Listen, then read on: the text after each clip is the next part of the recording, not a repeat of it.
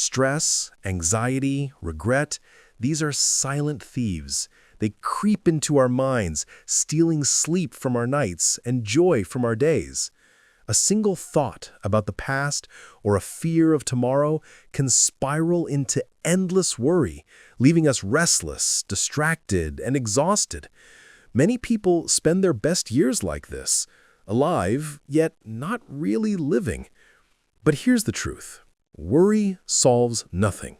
It never changes the past, and it never guarantees the future. All it does is rob us of the only thing we truly have, the present moment. And if we allow it, worry can drain not only our happiness, but also our health, our relationships, and even our success. That is why Dale Carnegie wrote one of the most life-changing books ever published, How to Stop Worrying and Start Living. It's not a book of empty theories. It's a collection of powerful lessons drawn from real people, real struggles, and real victories over worry. In this audiobook summary, you'll discover timeless strategies to break free from the chains of anxiety. You'll hear stories of ordinary men and women, as well as great leaders, who learned to conquer fear, live in the present, and transform their lives. And as you listen, you'll uncover practical tools you can start using today to find peace of mind, build resilience, and live each day with greater confidence and joy. Stay with me until the end, because the wisdom you're about to hear could change not just how you think, but how you live. Live every day to the fullest. On a bright spring day, a young medical student sat beneath the weight of uncertainty. He wondered anxiously about the future. Would he pass his exams? What kind of doctor would he become? How would his career unfold?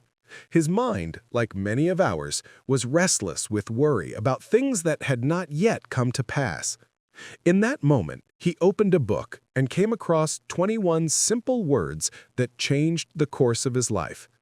Our main business is not to see what lies dimly at a distance, but to do what lies clearly at hand.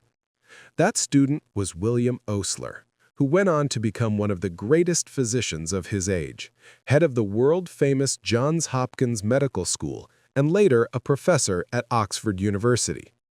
Osler said it was those 21 words that taught him to live fully in the present instead of being paralyzed by the uncertainties of tomorrow. Years later, in a speech at Yale University, he explained this philosophy to young students by introducing a powerful image. He urged them to live in what he called day-tight compartments. Imagine sealing off the past so it cannot reach you and locking the door to the future so it cannot intrude. All that remains is today, this one day, and it is here that life is meant to be lived. Osler didn't suggest we should never plan ahead. Preparation is wise, but endless worrying about what lies ahead is not only unhelpful, it is destructive. By focusing all of your energy on the task at hand, you not only perform better today, you also build a stronger tomorrow. As he put it, life must be lived one grain of sand at a time. Dale Carnegie echoes this wisdom with many real examples. He reminds us that countless people have destroyed their health by refusing to live in the present. Sleepless nights, nervous breakdowns, and illnesses often come not from real problems, but from the habit of dragging the weight of the past and the uncertainty of the future into today. One such story is that of Mrs. E.K. Shields of Michigan.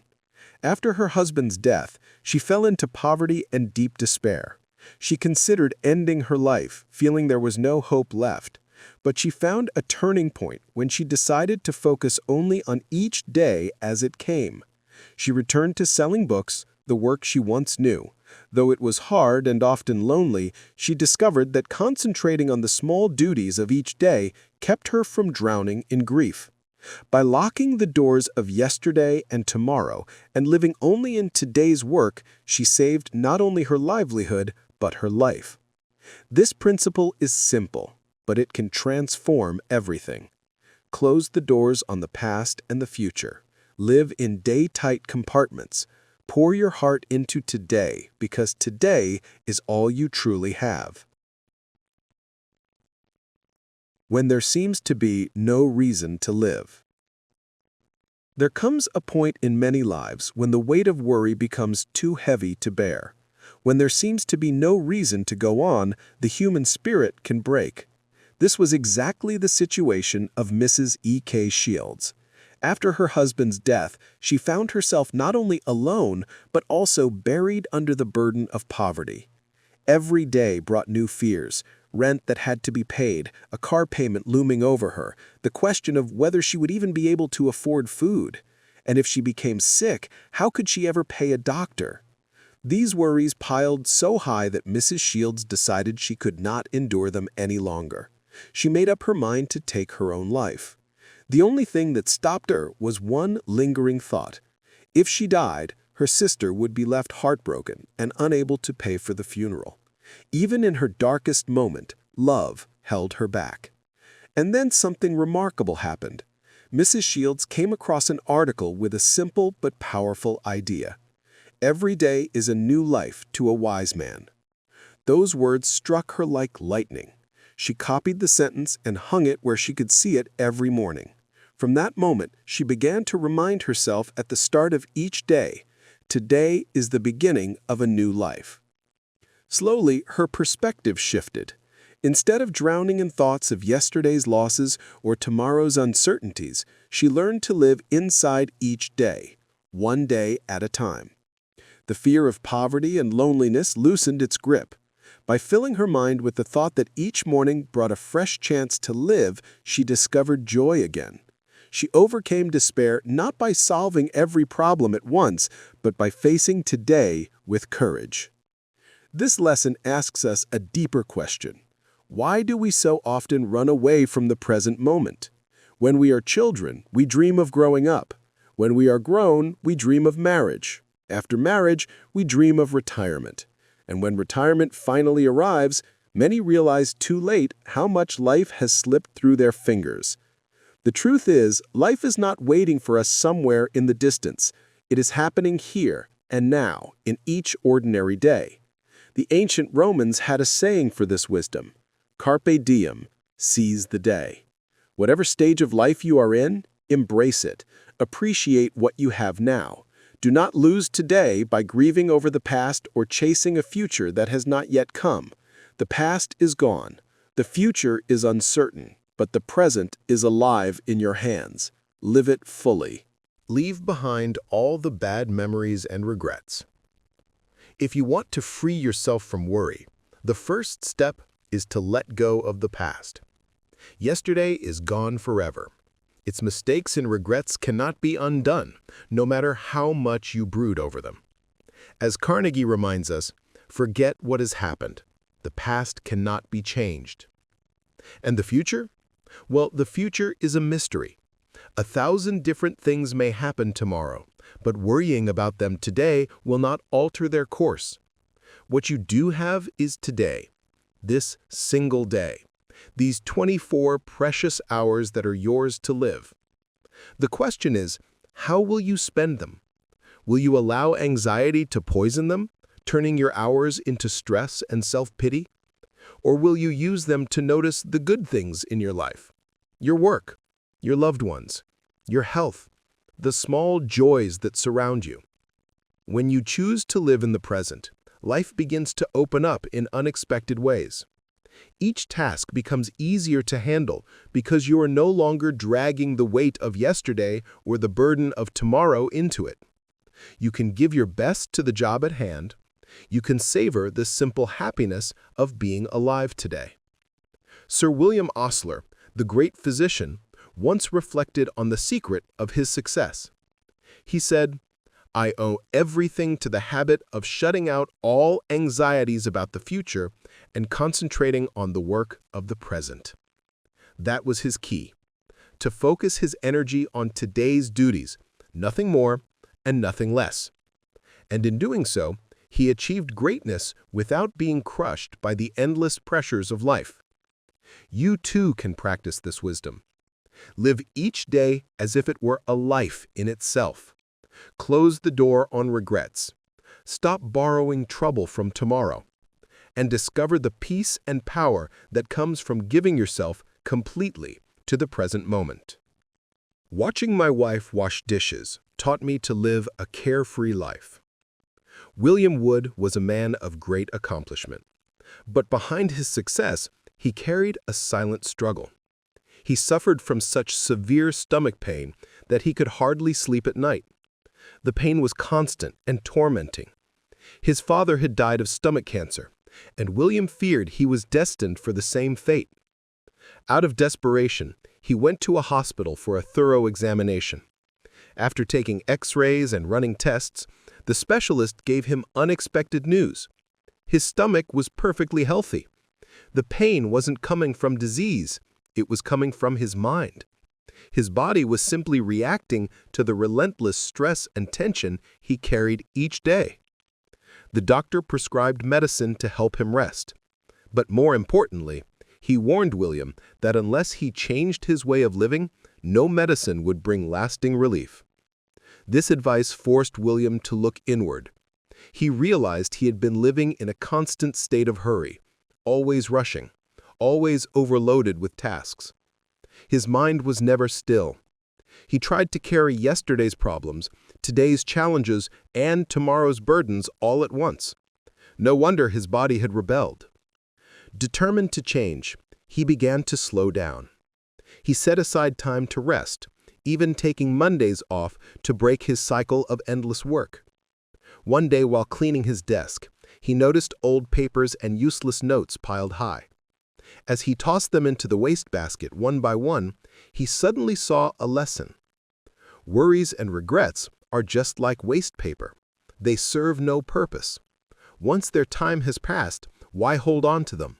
Better to throw them out of your mind and free yourself from their weight. But the greatest lesson of all came from watching his wife. One evening, he noticed her singing cheerfully while washing dishes. It struck him. She had been washing dishes for 18 years of their marriage. If she had known on her wedding day that she would face years of scrubbing plates, she might have dreaded the thought. But she didn't think that way. She simply washed today's dishes, and that was all.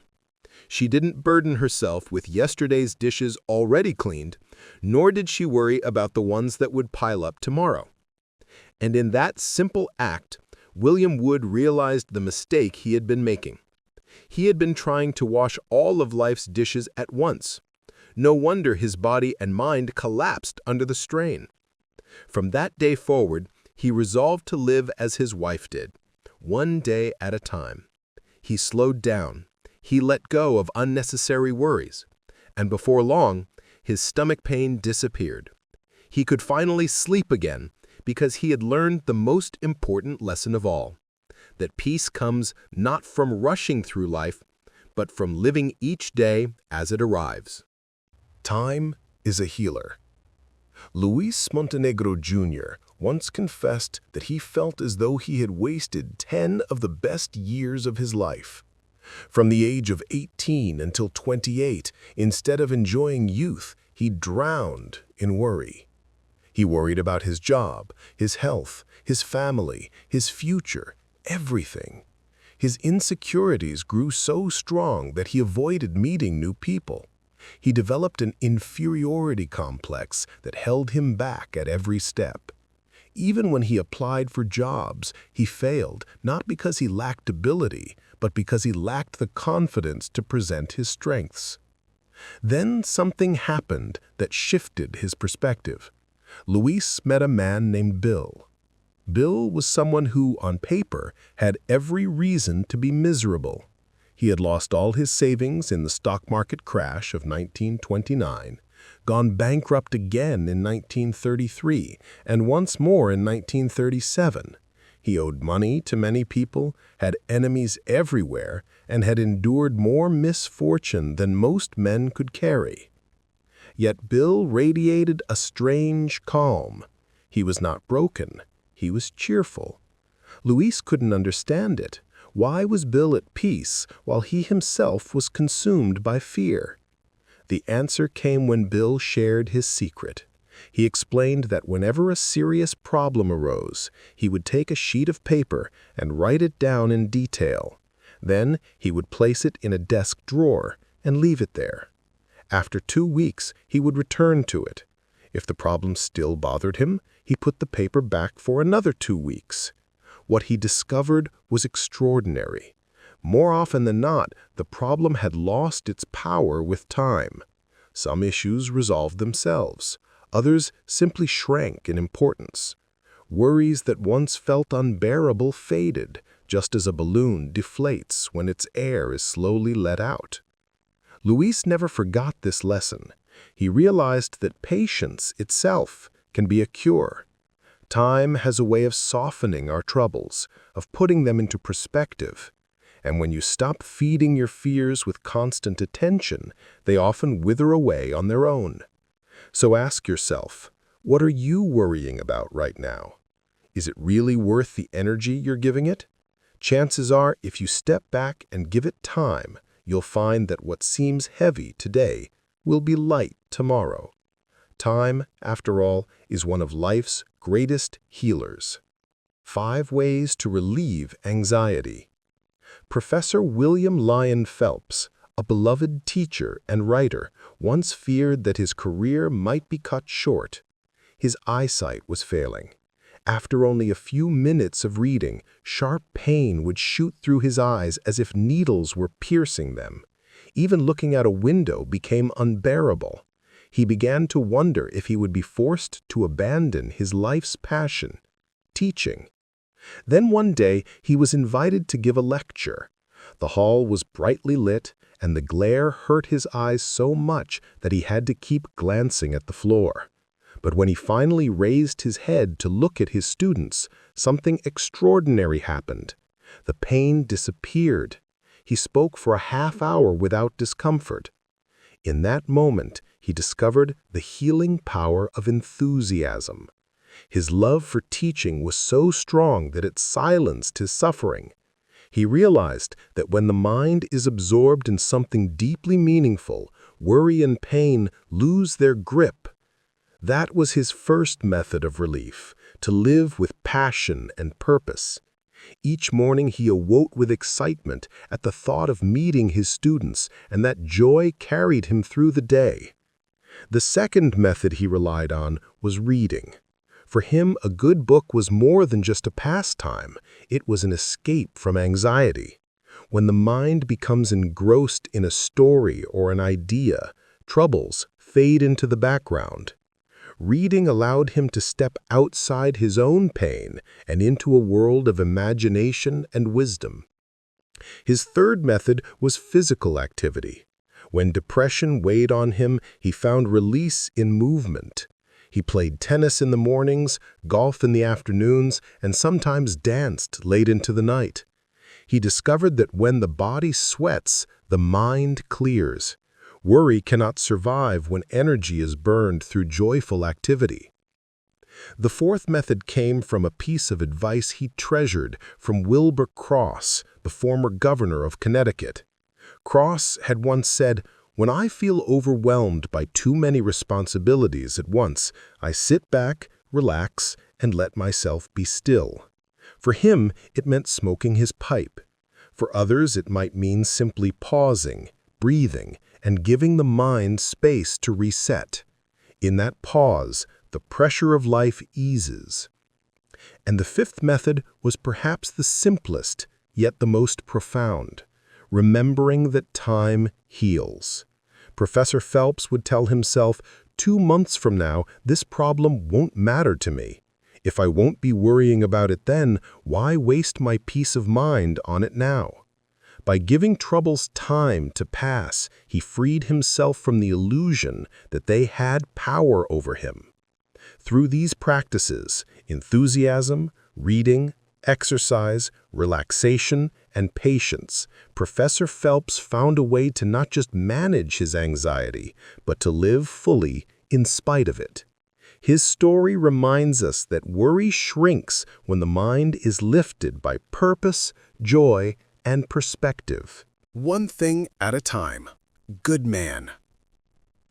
At a hunting club in Pennsylvania, There once lived an old parrot whose cage hung right by the entrance door. Each time a visitor walked in, the bird would repeat the same phrase in a steady, confident voice. "One thing at a time, good man. One thing at a time." It may have been just a trick the parrot had been taught, but those words carried a wisdom far beyond the bird's understanding. In fact, they contained one of life's simplest but most powerful lessons. We live in an age of endless responsibilities and constant demands. Our minds are often pulled in a dozen directions at once. Work, family, health, money, obligations, and worries all crowding in. But the truth is, no matter how heavy our load, we can only carry it one piece at a time. No one can solve every problem in one sweep. When we learn to slow down and face each responsibility calmly, giving it our full attention before moving on to the next, life suddenly feels lighter. Overwhelm begins to fade. The parrot's little reminder was not just amusing, it was a cure for anxiety. So whenever you feel buried under a mountain of tasks, remember the voice of that old bird. One thing at a time, good man. One thing at a time. How John D. Rockefeller lived on borrowed time for 45 years. By his early 50s, John D. Rockefeller's health had deteriorated to the point where doctors doubted he would live much longer. He was consumed by endless worry about his business. He worked day and night, driven by fear that his empire might crumble. He had no hobbies, no laughter, and no peace. His hair began to fall out until he was completely bald. His once strong body became frail, his skin pale, his appetite gone. People who met him saw only a man haunted by tension and distrust. And then, just as his company was facing fierce challenges from competitors and public backlash, Rockefeller's health reached a breaking point. Doctors warned him bluntly, "Continue like this, and you will not live past 53. The fortune he had built would mean nothing if he did not survive to enjoy it. He had to choose, cling to his empire or save his life. For the first time, Rockefeller stepped back. He left the daily grind of his company and began to follow a new set of rules given to him by his doctors. First, he had to let go of stress. Nothing was worth his health. Second, he had to rest, truly rest, by making space for leisure and exercise. And third, he had to nourish his body with proper food in moderation. To everyone's surprise, he listened. He began playing golf, gardening, and even singing. He reconnected with his neighbors and learned to smile again. Most importantly, he shifted his focus from making money to using money for good. What doctors called living on borrowed time became an extraordinary second chapter of his life. With his wealth, Rockefeller poured millions into education and medicine. He saved a struggling college on Lake Michigan, which later grew into the University of Chicago. He supported schools like Tuskegee Institute, dedicated to uplifting minorities.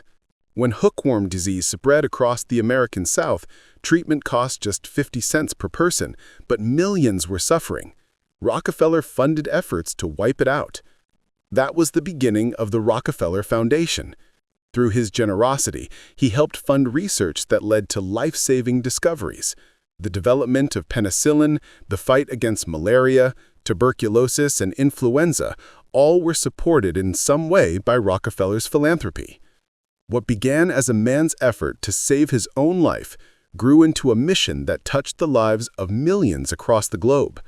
John D. Rockefeller, the man once told he would not live past 53, went on to live to the age of 98. He discovered that wealth alone cannot bring peace, but using wealth to serve others can heal both the body and the soul. By leaving behind his worries and living for others, he found a happiness greater than any monopoly could buy. As we come to the end of this summary, let's step back and look at what Dale Carnegie has taught us. Worry is a habit, one that drains our energy, weakens our health, and steals the joy of living. But it's also a habit we can break. The The solution is not complicated. It's about learning to live in day-tight compartments, focusing only on the work and opportunities of today. It's about letting go of regrets from yesterday and refusing to borrow fear from tomorrow. We've seen how people from every walk of life, students, teachers, business leaders, even John D. Rockefeller himself, transformed their lives when they stopped worrying and started living. They found peace, strength, and success not by chasing more, but by giving their best to each moment and trusting the rest to time. The lesson is simple but powerful. Life is happening now. This day, this hour, this moment is your greatest asset. Guard it well. Use it wisely. Because the more you train yourself to live fully in the present, the more happiness, health, and success you will invite into your future. If this summary inspired you, remember it's only a glimpse of the timeless wisdom in Dale Carnegie's How to Stop Worrying and Start Living. Apply these principles and you won't just reduce your stress, you'll reshape the way you live. Thank you for listening to this audiobook summary. If you'd like more life-changing insights from the world's best books on success, wealth, productivity, and personal growth, don't forget to subscribe to Summary Villa. Stay with us because every book we share could hold the one idea that changes your life forever.